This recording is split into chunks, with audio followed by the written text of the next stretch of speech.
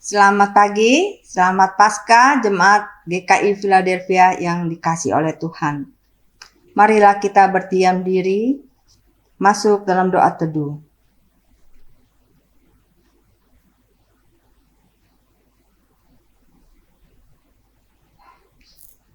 Terima kasih Tuhan untuk waktu ini, waktu di mana kami boleh mengingat kembali bahwa Tuhan telah bangkit. Kami bersyukur untuk hari ini ya Bapa. Karena Tuhan telah bangkit, maka kami boleh ada. Kami boleh berjalan bersama dengan Tuhan dalam kemenangan. Berkatilah ibadah kami sepanjang hari ini, pagi ini ya Bapa. Kami menyerahkan, biarlah Tuhan memimpin. Di dalam nama Tuhan Yesus Kristus kami berdoa. Amin. Bapak Ibu jemaat yang dikasihi Tuhan, saya mengundang kita semua untuk bangkit berdiri. Ibadah ini berlangsung karena kita percaya pertolongan kita adalah dalam nama Tuhan yang menjadikan langit dan bumi, yang kasih setianya tetap sampai selama-lamanya.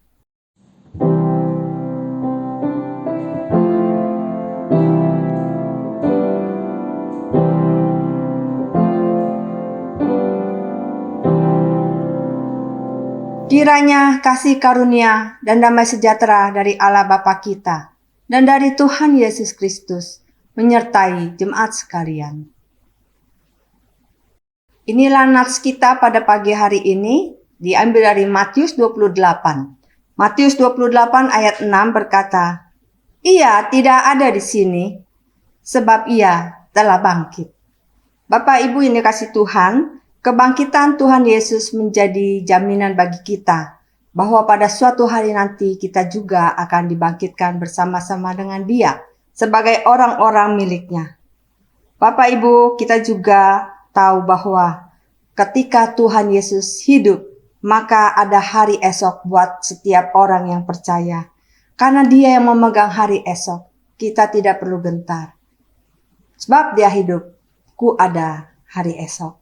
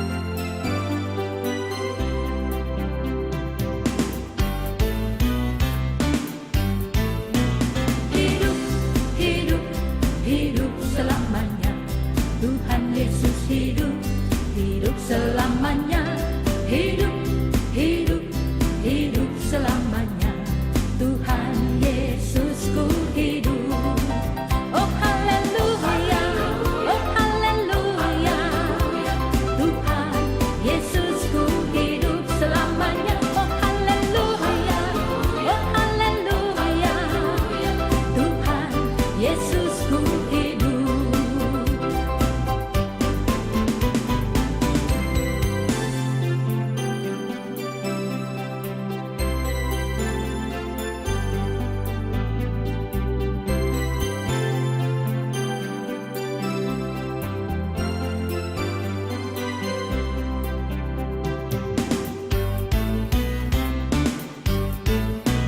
Hidup, hidup, hidup selamanya.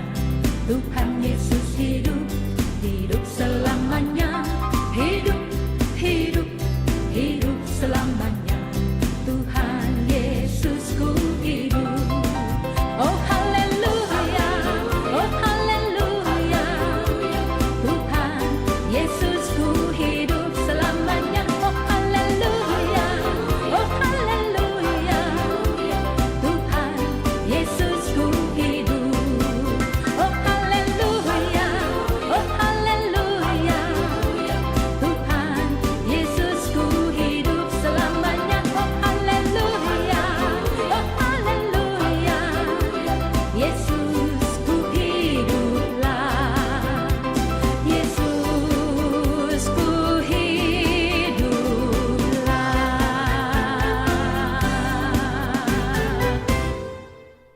Adakah dosa menjadi beban di dalam hatimu dan di dalam hidupmu?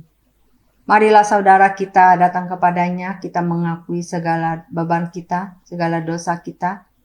Mohon pengampunan dan belas kasihan Tuhan. Mari kita berdoa. Bapa, ampunilah kami orang yang berdosa ini. Berikan kepada kami kekuatan untuk kami boleh memilih Tuhan daripada keinginan kami yang tidak berkenan kepada Tuhan. Kuduskan kami Tuhan dari perkataan yang tidak baik, dari perbuatan, pikiran-pikiran yang negatif, hasrat kami yang tidak kudus di hadapan Tuhan. Ampuni kami ya Bapa. Biarlah darah Kristus sekali lagi mengampuni kami, menyucikan kami dari segala dosa dan pelanggaran kami. Terima kasih Bapa. Di dalam nama Tuhan Yesus Kristus kami berdoa. Amin. Mengapa Tuhan Yesus turun dari sorga? Mengapa dia menderita di dalam dunia ini? Bahkan mati di Golgota. Bagi saudara dan saya. Mengapa Yesus mau pegang tangan kita ketika kita sesat? Kita berjalan di dalam kenajisan kita. Mengapa? Dia memberi kita kekuatan, bahkan dia mau menanggung dosa kita. Saudara, semua itu karena kasih-Nya.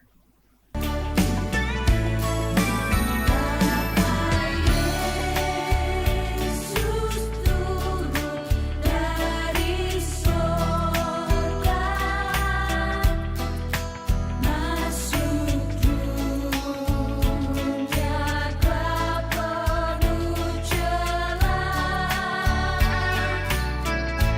Berdoa dan berkuasa.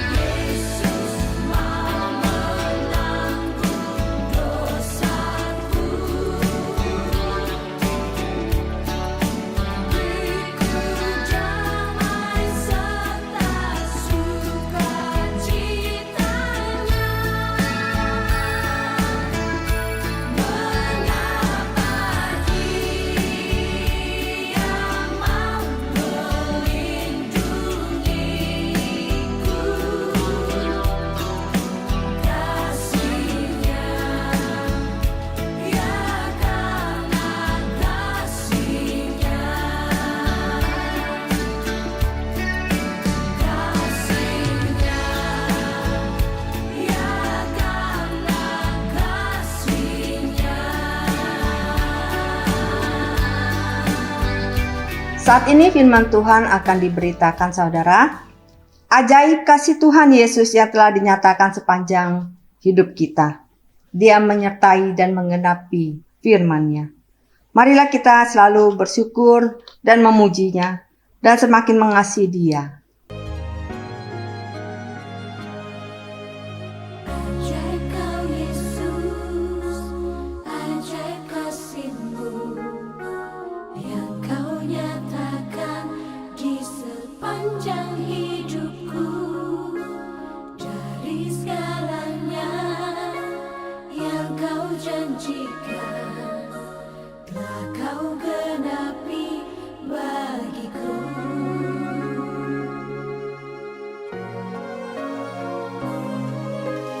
Ajaib kau Yesus, ajaib kasih-Mu yang kau nyatakan di sepanjang hidupku. Dari segalanya yang kau janjikan telah kau genapi bagiku. Banyaklah yang telah kau buat dalam hidupku. Ku mau bersyukur, ku memuji-Mu. Dengan apa ku dapat membalas kasih-Mu? Ku sembah kau Yesus selamanya.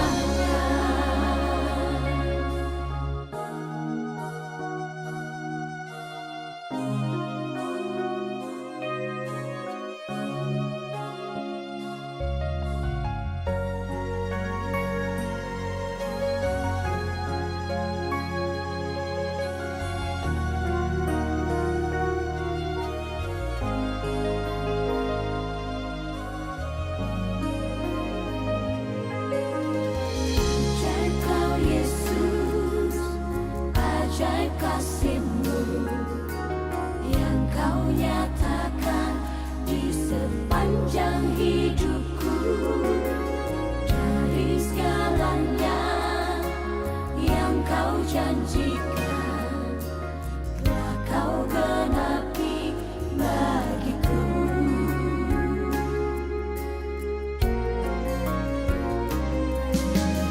Ajaib kau Yesus, ajaib kasih-Mu yang kau nyatakan di sepanjang hidupku. Dari segalanya yang kau janjikan telah kau genapi bagiku.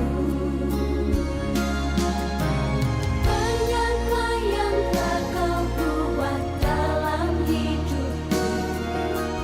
Ku mau bersyukur, ku memuji-Mu. Dengan apa ku dapat membalas kasih-Mu? Ku sembah kau Yesus selamanya. Banyaklah yang telah kau buat dalam hidupku. Ku mau bersyukur, ku memuji-Mu. Dengan apa ku dapat membalas kasih-Mu? Ku sembah kau Yesus selamanya. Ku sembah kau Yesus selamanya. Ku sembah kau Yesus selamanya. Selamat pagi Bapak Ibu Saudara sekalian. Pada kesempatan ini saya mengucapkan selamat Hari Paskah. Mari kita berdoa. Tuhan, terima kasih untuk kesempatan kami boleh merayakan Paskah di tahun ini. Walaupun terasa sekali ada perbedaan yang sangat besar perayaan tahun ini daripada tahun-tahun sebelumnya. Tuhan, sekarang kami akan belajar firman Tuhan. Buka pikiran kami untuk diberkati. beri Roh Kudus menuntun kami mengerti kebenaran-Mu. Di dalam Yesus Tuhan kami berdoa. Amin. Firman Tuhan diambil dari Injil Matius pasal 28 ayat 11 hingga 15. Ketika mereka di tengah jalan, datanglah beberapa orang dari penjaga itu ke kota dan memberitahukan segala yang terjadi itu kepada imam-imam kepala. Dan sesudah berunding dengan tua-tua, mereka mengambil keputusan lalu memberikan sejumlah besar uang kepada serdadu-serdadu itu dan berkata, "Kamu harus mengatakan bahwa murid-muridnya datang malam-malam dan mencurinya ketika kamu sedang tidur.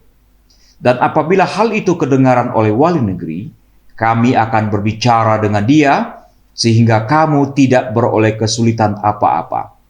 Mereka menerima uang itu dan berbuat seperti yang dipesankan kepada mereka. Dan cerita ini tersiar di antara orang-orang Yahudi sampai sekarang ini.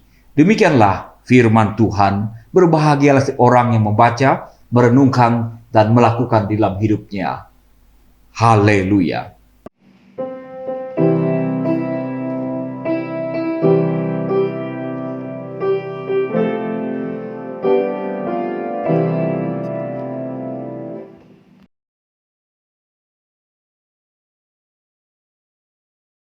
Saudara sekalian, ada seorang pria bernama Teruo Nakamura.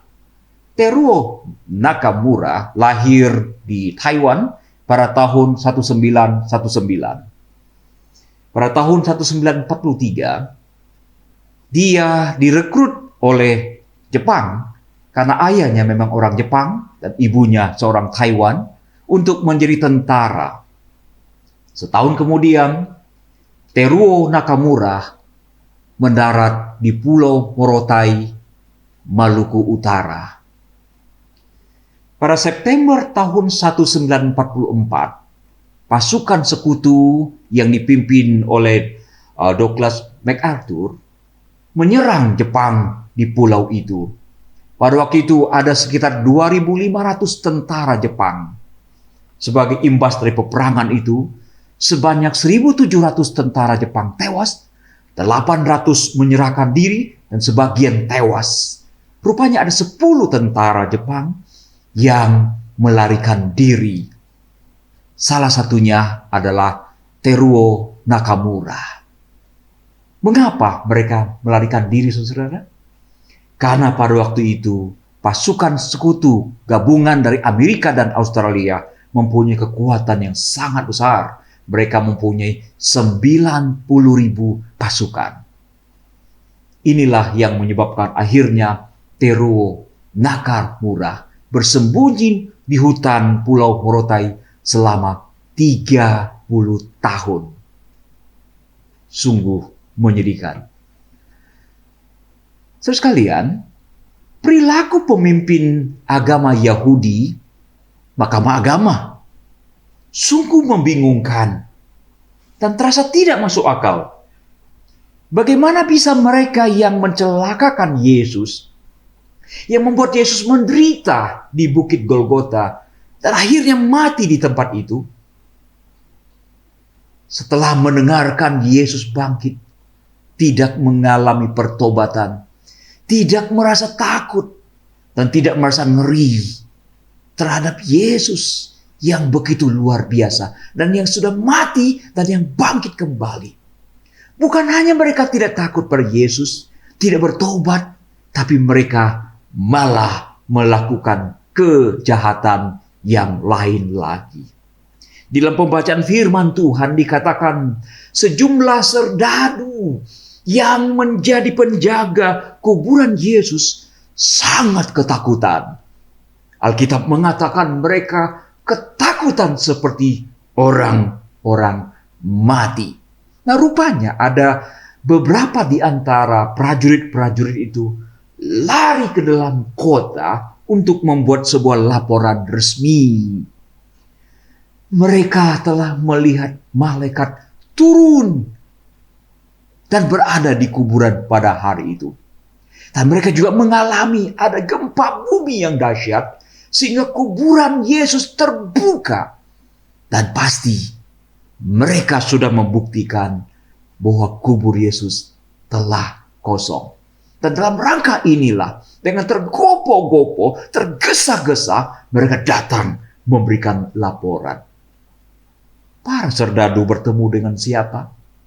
Alkitab mengatakan mereka berjumpa dengan imam-imam kepala. Dan rupanya prajurit-prajurit ini berhasil meyakinkan imam-imam kepala. Sebab kalau mereka tidak berhasil membuktikan, meyakinkan kepada imam-imam kepala, tentu saja imam kepala tidak bisa menerima dan mempersilakan mereka kembali untuk menjaga kuburan. Tapi rupanya imam-imam kepala telah berhasil diyakinkan. Dan kemudian imam-imam kepala berunding dengan tua-tua.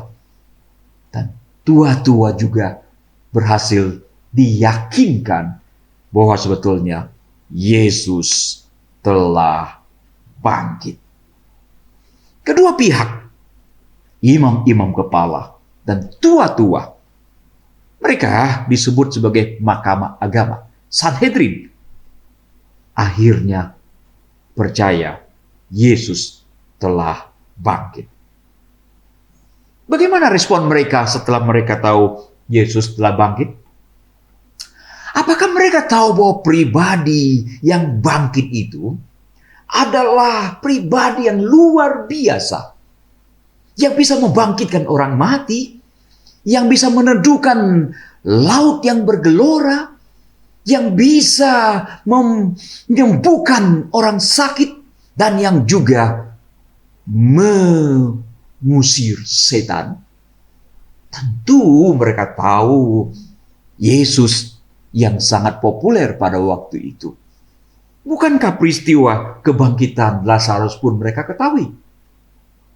Saudara sekalian, tapi apakah mereka menjadi takut terhadap Yesus? Apakah tidak ada dalam benak mereka bahwa Yesus yang telah mereka sengsarakan dan yang telah menyebabkan kematiannya itu akan melakukan perhitungan terhadap mereka? Tidak tahu apakah mereka mempunyai perasaan seperti itu. Tapi rupanya saudara, mereka tidak bertobat, tidak menyesali perilaku mereka, dan mereka tidak takut kepada Yesus yang sudah mati dan yang sekarang telah bangkit kembali. Sebaliknya, mereka malah berbuat dosa. Apa yang telah mereka lakukan? Mereka menyogok para prajurit dengan sejumlah besar uang. Bayangkan saudara, mahkamah agama melakukan penyogokan. Agama setan mana yang mengajari pemimpinnya untuk melakukan penyogokan? Bukan agama yang mengajarkan mereka, tapi oknum-oknum inilah yang melakukan pelanggaran. Dan ini adalah mahkamah agama. Bukan hanya menyogok, mereka justru membuat berita bohong, berita hoax, berita rekayasa. Dan mereka memberitahukan kepada prajurit, kalian harus katakan bahwa murid-murid Yesus datang mencuri mayatnya ketika kalian sedang tidur. Ini sebuah cerita isapan jempol yang pasti akan gugur kalau dibawa ke meja pengadilan. Waktu itu belum ada CCTV. Bagaimana mungkin prajurit yang tertidur sesuai dengan skenario ini bisa tahu bahwa mayat Yesus dicuri oleh murid-murid Yesus? Selain itu, mereka juga siap bersekongkol dengan penguasa. Mereka siap pasang badan. Mahkamah agama katakan kepada prajurit, apabila hal ini terdengar oleh kuping wali negeri, kami akan bertanggung jawab. Kalian tidak akan mendapat masalah. Sebab menurut cerita rekayasa ini, prajurit ini harus dihukum besar. Kenapa? Karena mereka melalaikan tugas mereka, tertidur di dalam berdinas. Dan itu sangat terlarang. Tapi sekarang mereka telah mendapatkan garansi dari Mahkamah Agama bahwa mereka tidak akan mendapatkan masalah. Saudara lihat, mereka tidak bertobat, tapi justru sebaliknya, mereka menciptakan dosa-dosa yang lain lagi. Mengapa para pemimpin agama begitu keras kepala? Tidak bisa insaf. Apakah ini semata-mata karena keputusan mereka sendiri? Saya rasa tidak, saudara sekalian. Saya rasa tidak. Pasti ada oknum lain yang mempengaruhi orang-orang seperti ini yang tidak bisa melihat kebenaran dan tidak bisa bertobat.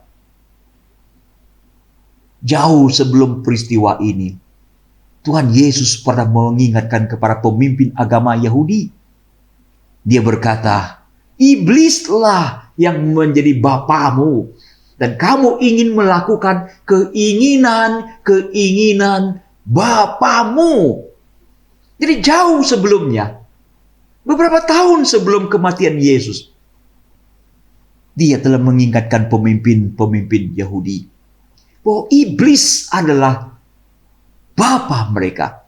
Sebab mereka, para pemimpin Yahudi, berusaha untuk melakukan keinginan iblis. Dan Yesus tambahkan pada waktu itu. Dia berkata, iblis adalah pembunuh sejak zaman semula.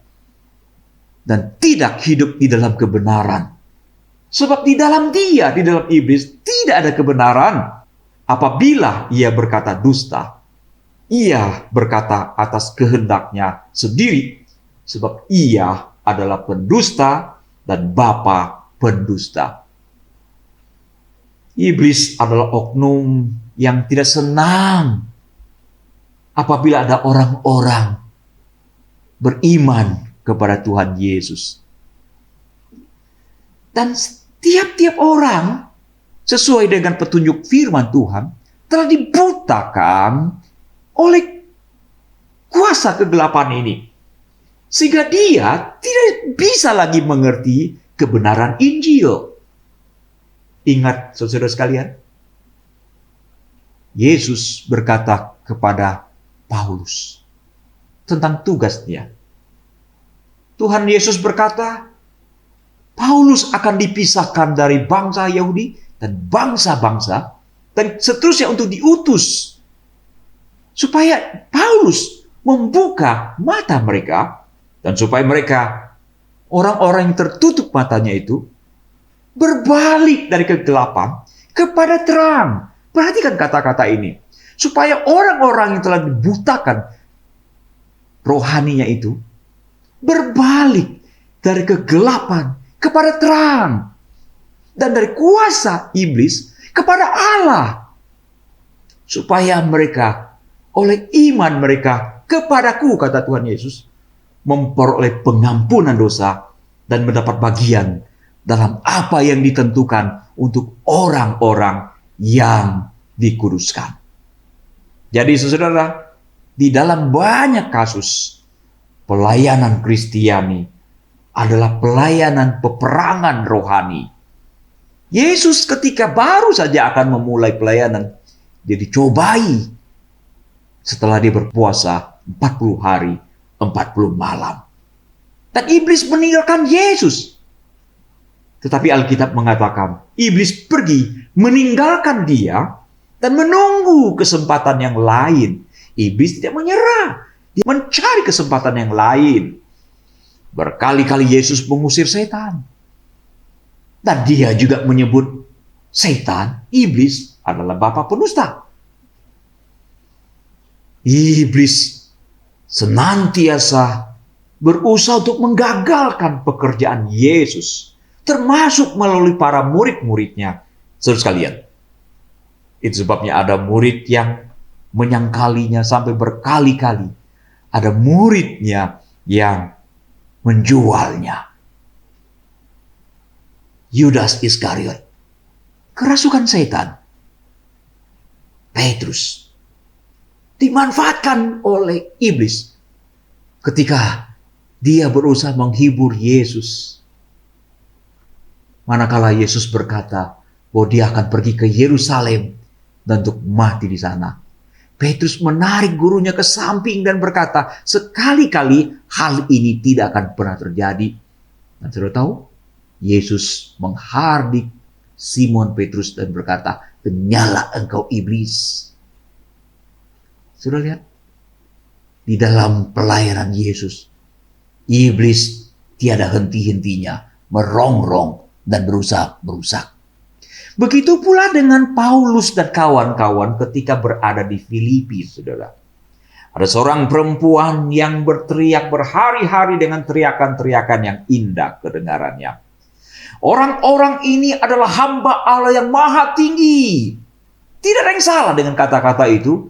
Orang-orang ini, maksudnya Paulus dan kawan-kawan, adalah hamba Allah yang maha tinggi. Betul itu. Mereka memberitakan kepadamu jalan keselamatan.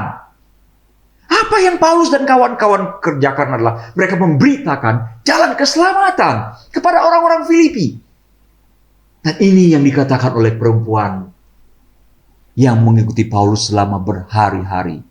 Ketika Paulus dan kawan-kawan merasa terganggu dengan teriakan-teriakan yang sepertinya sangat indah, sangat mendukung pekerjaan Tuhan itu, Paulus akhirnya meneking perempuan itu. Dan Alkitab mengatakan, keluarlah roh jahat dari perempuan ini. Saudara lihat, iblis begitu cerdiknya. Dia bisa mengeluarkan kata-kata yang begitu bagus, begitu manis, begitu alkitabiah, tetapi sejatinya dikerjakan oleh iblis. Mengapa iblis berbuat demikian? Karena ia tidak ingin orang-orang datang kepada Yesus. Ia tidak ingin orang-orang yang berada dalam cengkraman kukunya dilepaskan oleh Yesus. Iblis tidak ingin orang-orang yang telah dibutakan matanya dicelikan oleh Yesus. Dan dia juga berusaha untuk membinasakan orang-orang pilihannya. Saudara sekalian, hari Paskah adalah hari kemenangan Kristus. Kristus telah menang atas maut. Tapi bagi kita para pengikutnya, kita patut berwaspada. Kita patut berwaspada terhadap kuasa kegelapan. Iblis akan menggunakan berbagai cara untuk menghalangi orang datang kepada Yesus, untuk beriman dengan sungguh-sungguh pada Yesus. Dan dia juga berusaha dengan sekuat tenaga untuk memisahkan orang-orang yang telah diselamatkan oleh Yesus. Iblis bisa menipu orang-orang dengan konsep, ya cukup beragama saja, cukup beragama, agama apa saja, termasuk cukup beragama Kristen, tidak perlu bertobat, tidak perlu lahir baru. Itu sebabnya kita mendapatkan ada begitu banyak orang Kristen yang tidak mengalami berjumpaan dengan Kristus secara pribadi. Tidak mempunyai hubungan personal dengan Kristus. Hanya sekedar beragama Kristen. Itulah sebabnya, saudara, Criswell berkata, 75% orang Kristen masih terhilang.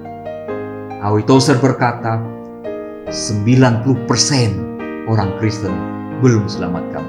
Dan Billy Graham berkata, 85% di antara orang-orang Kristen evangelikal masih terhilang. Iblis menanamkan konsep, ya cukup beragama Kristen, sudah cukup. Padahal agama Kristen bukanlah juru selamat.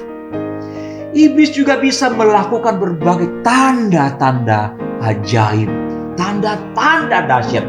Ini sudah diingatkan oleh Tuhan Yesus di dalam Matius 24 ayat 24. Kedatangan nabi palsu akan disertai dengan tanda-tanda yang dahsyat, bukan tanda-tanda yang remeh-temeh, tapi tanda-tanda yang dahsyat dan sekiranya mungkin menyesatkan orang-orang pilihan juga. Banyak orang Kristen merasa sudah diselamatkan, sudah terhisap ke gereja tertentu, sudah mengalami berbagai karunia rohani, bisa mengusir setan, bisa bernubuat, bisa berkhotbah, dan melakukan banyak pelayanan rohani.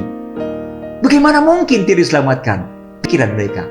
Saudara, inilah yang banyak dikerjakan oleh iblis belakangan ini. Iblis juga bisa memberikan berbagai-bagai pernyataan wahyu palsu. Banyak hamba Tuhan sekarang ini mengklaim mendengarkan suara Tuhan secara audible, mendengarkan suara Tuhan secara langsung, bisa berdialog kepada Tuhan secara langsung. Mereka mengklaim mendapatkan penglihatan, mereka mengklaim mendapatkan mimpi dan sebagainya. Mungkin iya Tuhan lakukan itu, tapi besar kemungkinan tidak seperti itu. Kenapa? Karena banyak hal yang dikatakan justru tidak pernah terjadi seperti yang mereka klaim dari Tuhan. Sekalian, kita patut berwaspada. Iblis juga bisa saja memberikan berbagai-bagai pemikiran, pengajaran seperti yang diajarkan oleh banyak teolog yang akhirnya menggiring umat tidak lagi beriman, tidak lagi yakin bahwa Alkitab yang kita miliki adalah firman Allah. Itu sebabnya sebagian orang tidak lagi percaya dengan kisah yang tertulis di dalam Alkitab. Ada yang tidak percaya lagi apakah Yesus benar-benar ada di dalam sejarah. Dan kalaupun ada dalam sejarah, tentu Yesus di dalam sejarah dengan Yesus yang diimani oleh orang Kristen berbeda. Jelas ini telah menyebabkan sebagian orang Kristen kehilangan iman mereka. Iblis juga bisa menipu kaum muda yang cerdas, yang brilian otaknya, tetapi yang mengalami kesulitan untuk memahami teologi Kristen. Orang-orang Kristen cerdas, tapi yang tidak mendapatkan sentuhan pengajaran teologi yang mendalam, mengalami kebingungan karena tidak bisa mencerna teologi Kristen dengan otaknya. Nah, itu sebabnya sebagian orang-orang yang dikaruniai dengan kecerdasan akhirnya terjatuh di dalam keraguan. Padahal otak manusia, kalau digunakan dengan baik, disertai dengan iman yang mendalam, seseorang akan mengerti dengan sangat baik tentang kebenaran firman Tuhan. Belakangan ini, saudara, kaum muda di belahan dunia lain mulai meragukan dan mereka meninggalkan kekristenan karena merasa kekristenan tidak bisa dimengerti. Apa yang tidak bisa dimengerti bisa dijelaskan dengan rasio, dengan iman menerimanya. Sekalian, kita patut berwaspada. Iblis bisa saja menggunakan berbagai kesusahan yang ada di dunia ini untuk membuat orang menjadi ragu bahwa Tuhan itu ada. Membuat orang menjadi ragu bahwa Tuhan itu penuh dengan perhatian. Membuat orang menjadi ragu bahwa Tuhan itu peduli. Kesusahan demi kesusahan yang muncul menyebabkan orang berpikir, di mana Tuhan? Menyebabkan sebagian orang juga merasa Tuhan tidak adil. Tuhan, mengapa saya mengalami semua itu? Justru melalui sakit penyakit, melalui kemiskinan, penderitaan, penganiayaan, iblis bisa menimbrung di dalamnya untuk membuat orang Kristen menjadi bimbang dan ragu. Terakhir, saudara, iblis bisa saja memakai kelemahan yang dilakukan oleh para hamba Tuhan, aktivis gereja, bahkan semua orang Kristen untuk menjadi batu sandungan bagi orang-orang yang rindu diselamatkan oleh Tuhan. Itulah sebabnya sebagian orang ketika mendengarkan Injil, mereka berkata, buat apa saya menjadi Kristen? Buat apa saya menjadi pengikut Yesus? Buat apa saya pergi ke gereja? Toh banyak orang Kristen hidupnya tidak benar. Juga ada pendeta yang hidupnya ngawur. Buat apa saya menjadi pengikut Yesus? Inilah salah satu cara yang dipakai oleh iblis untuk menghalangi orang datang kepada Yesus. Bukan hanya orang-orang yang tidak mengenal Tuhan di luar sana, juga dalam keluarga-keluarga Kristen. Anak-anak muda merasa tidak perlu lagi untuk percaya pada Yesus. Karena apa? Karena mereka tidak melihat keindahan dari kehidupan orang tua mereka. Semoga Tuhan menolong kita di hari kemenangan ini. Mari kita sadar kembali, mengingat dan terus berjuang, berwaspada, sebab lawan kita adalah penguasa-penguasa di angkasa, iblis yang cerdik dan licik itu. Mari kita berdoa. Tuhan, terima kasih untuk pelajaran yang kami dapatkan dari Alkitab pada hari ini. Hari ini adalah hari kemenangan Kristus. Kristus menang.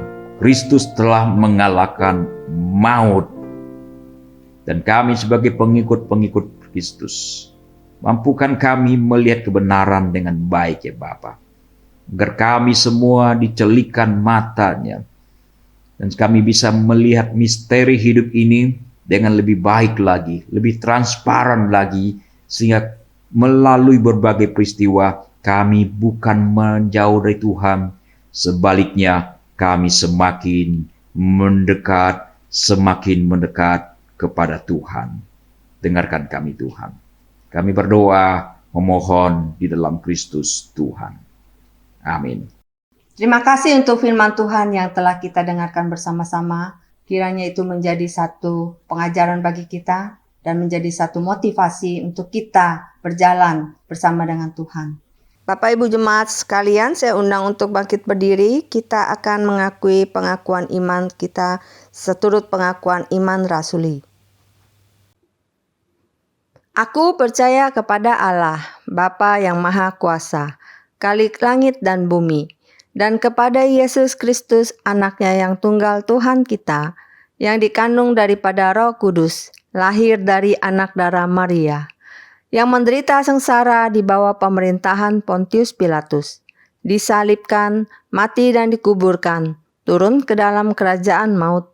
Pada hari yang ketiga, bangkit pula dari antara orang mati, naik ke sorga, duduk di sebelah kanan Allah, Bapa yang Maha Kuasa. Dan dari sana ia akan datang untuk menghakimi orang yang hidup dan yang mati. Aku percaya kepada Roh Kudus, gereja yang kudus dan persekutuan orang kudus, pengampunan dosa, kebangkitan orang mati, dan hidup yang kekal. Amin. Kini tiba saatnya kita akan memberikan persembahan syukur kita, saudara sekalian. Kasih karunia Tuhan buat kita menjadi hidup, berharga dan mulia di hadapan Tuhan. Biarlah kita hidup dalam kasih-Nya, meyakini janji-Nya dan menerima segala kebaikan dan menyerahkan hidup kita kepadanya. Mari kita berdoa saudara sebelum kita memberikan persembahan kita. Kami bawa korban syukur ini, ya Bapa. Tidak seberapa yang dapat kami berikan dibanding dengan pengorbanan Tuhan. Tetapi kami tahu Engkau melihat ketulusan hati dari setiap anak-anak-Mu ini. Tuhan, Engkau akan menerimanya dan menguduskannya. Boleh memakainya menjadi satu bagian di dalam pekerjaan Tuhan. Terima kasih Engkau memberkati jemaat-Mu sekalian ya Bapa. Biarlah mereka juga dicukupkan di dalam segala hal, dalam segala kebutuhannya. Di dalam nama Tuhan Yesus kami memberikan dengan ucapan syukur. Haleluya. Amin. Kasih karuniamu buatku hidup. Kasih karuniamu buatku berharga. Kasih karuniamu buatku mulia dalam pandanganmu. Kasih karuniamu buatku hidup. Kasih karuniamu buatku berharga. Kasih karuniamu buatku mulia dalam pandanganmu, Tuhan. Ku hidup sekarang dalam kasih-Mu. Ku yakin pasti akan janji-Mu.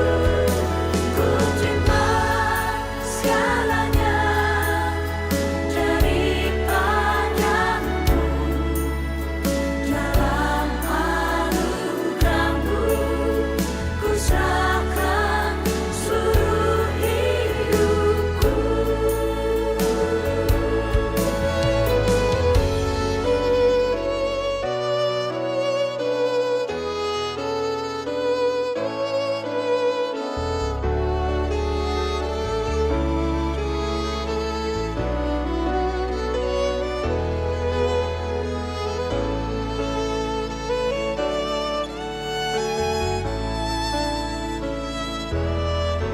Kasih karuniamu buatku hidup.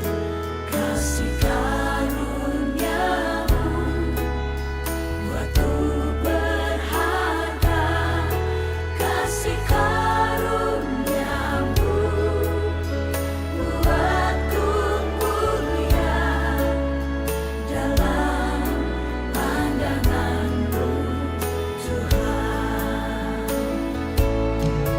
Ku hidup sekarang dalam kasih-Mu. Ku yakin pasti akan janji-Mu. Ku terima segalanya daripada-Mu. Dalam anugerah-Mu ku serahkan seluruh hidupku. Ku hidup sekarang dalam kasih-Mu. Ku yakin pasti akan janji-Mu. Ku terima segalanya daripada-Mu. Dalam anugerah-Mu ku serahkan seluruh hidupku.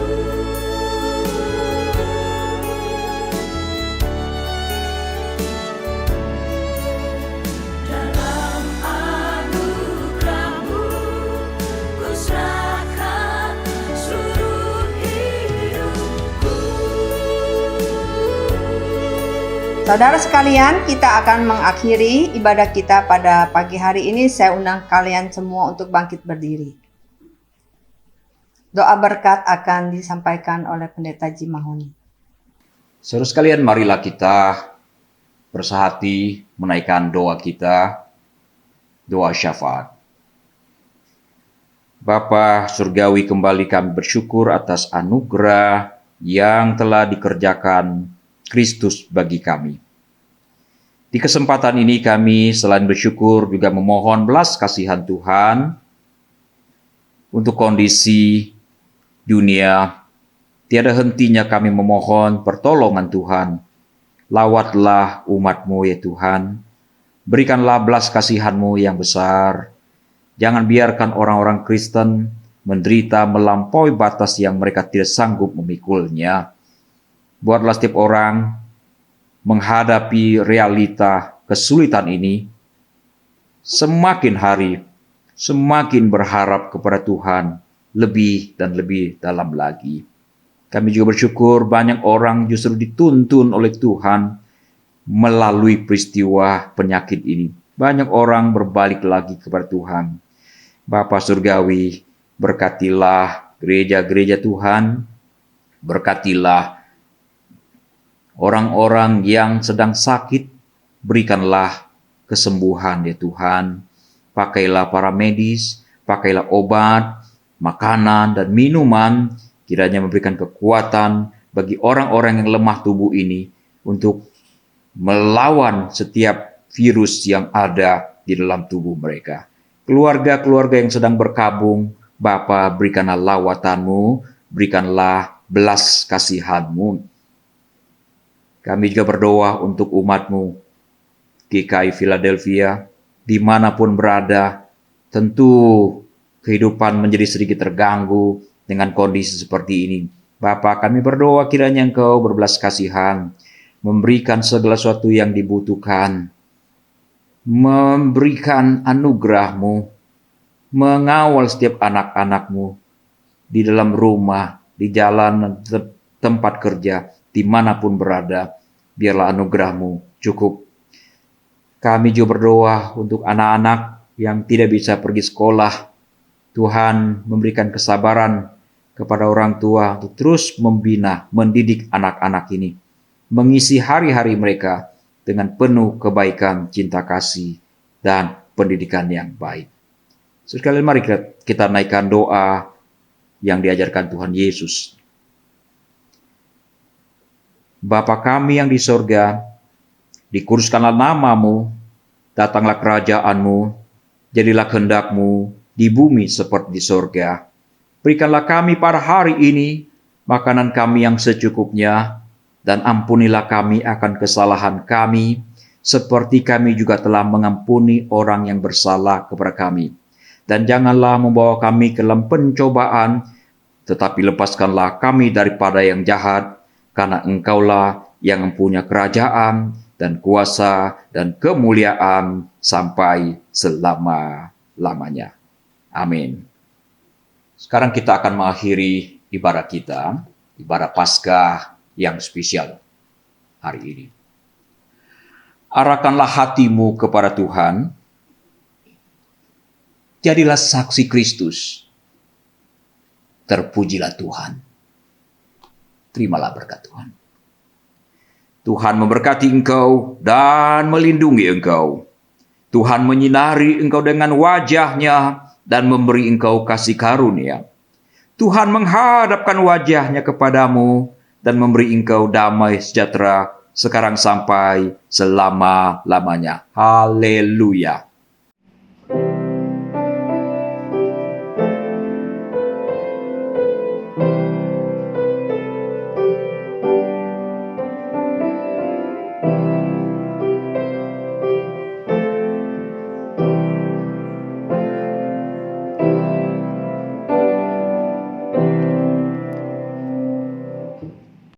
Selamat siang. Tuhan Yesus memberkati saudara-saudara sekalian. Tetap semangat, berharap pada Tuhan, berdoa, dan menantikan pertolongan Tuhan. Tuhan berkati.